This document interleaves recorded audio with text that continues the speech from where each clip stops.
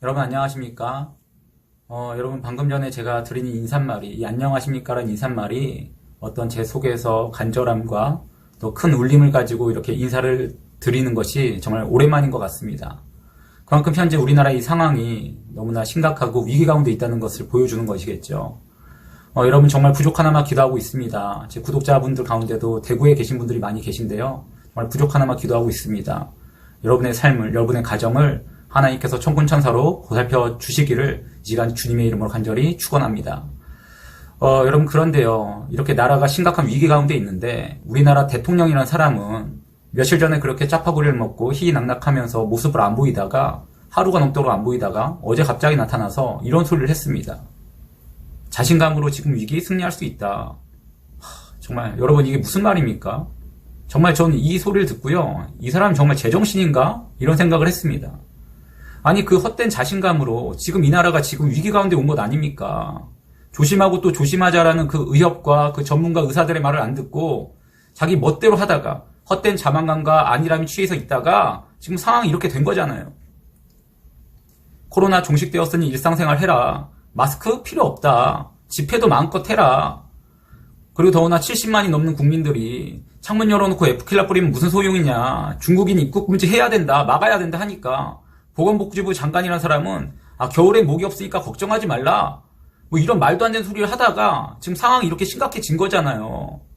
그런데도 아직도 정신을 못 차리고 이러고 있으니까 정말 진짜 답답하기만 합니다. 그런데 여러분 이런 상황 가운데서 우리가 더 깨어있고 더 조심해야 됩니다. 왜요? 지금 현 정권, 이 문재인 정권은요, 지금 이 나라의 위기를 극복하고 해결할 생각은 하지 않고 어떻게든 이 위기를 모면하고자 희생양을 찾고 있기 때문입니다. 즉 자신들의 실수, 그걸로 인해서 지금 큰일이 났잖아요. 근데 그걸 책임지기 싫은 거예요. 그래서 어떻게 하냐면 자신들 대신해서 욕바지할 그 희생양을 찾아서 그 모든 것에 지금 면피를 하려 한다는 것이죠. 그래서 어떻게 합니까? 이 총리를 내세워서 한다는 말이 집회를 금지하래요. 그것도 광화문 집회와 교회 예배를 콕 집어서 그렇게 말합니다. 여러분 이게 뭐예요? 지금 모든 비난의 화살을 교회로 돌리겠다는 것입니다. 만약에라도 교회에서 이런 집회 가운데 확진자가 나올 경우에 이 교회를 희생양 삼아서 자기들은 빠져나가겠다는 것이죠. 그것을 위해서 지금 미리 발판을 삼아 놓은 거예요. 여러분 그런데요, 이게 정말 말이 안 되는 것이 뭐냐면 만약에 정말 교회 예배가 잘못되었다면 교회 예배만 막는 것이 아니라 이 땅의 모든 집회와 모든 모임을 다 취소하고 막아야 됩니다. 그런데 이 정권은, 지금 문재인 정권은 그렇게는 하지 않고 오직 하나, 이 교회 예배와 광화문 집회만 지금 막으려 하고 있다라는 거예요. 여러분 보세요. 이렇게 사태가 커지고 나서도요, 이렇게 청년들은 클럽에서 노는 것을 지금 계속하고 있습니다. 여러분 이 사진이요, 뭐냐면 지난 주일 새벽 사진이에요. 근데 이런 밀폐된 공간에서 이 청년들이 지금 춤추며 즐기고 있다라는 거예요. 그리고 또 보시면 어제 스포츠 경기도 그냥 진행했습니다. 여러분 그러면 제가 한번 여쭤볼게요. 예배는 안 되는데 이렇게 폐쇄된 공간에서 이렇게 모여서 춤추는 건 괜찮습니까? 야외 집회는 안 되는데 이렇게 경기장에 모여서 수천 명이 모여서 침 튀기며 응원하는 건 괜찮아요? 말도 안 되죠.